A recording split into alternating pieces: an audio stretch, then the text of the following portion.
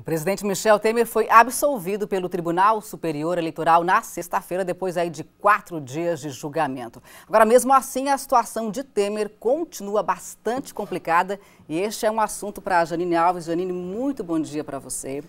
A semana começa agitada em Brasília, como não poderia deixar de ser, né? O PSDB avalia hoje, né, inclusive, se desembarca ou não do governo. O presidente Michel Temer tem pela frente as denúncias da Lava Jato.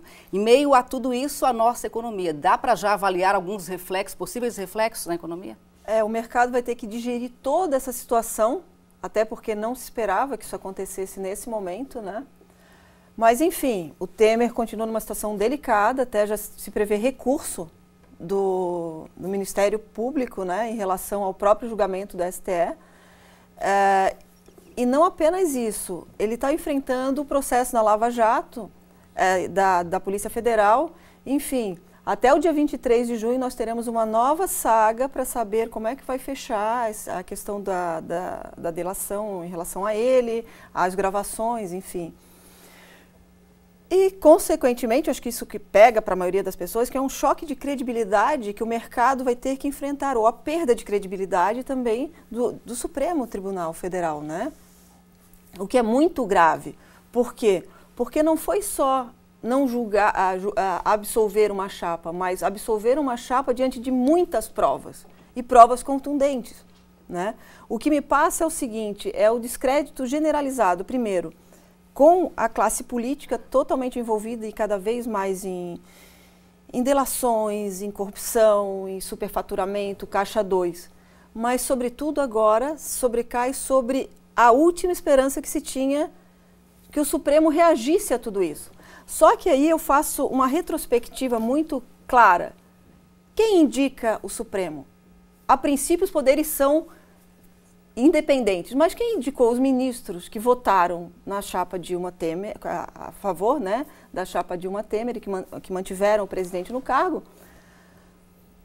2 pessoas foram nomeadas por Lula, 2 por Temer e 3 pela Dilma. Ou seja, o resultado já era de se esperar. Foi uma encenação, na verdade, que a gente viu ali. Dá para dizer isso? Eu brinco que foi uma encenação baseada numa ficção jurídica de que prova não é prova.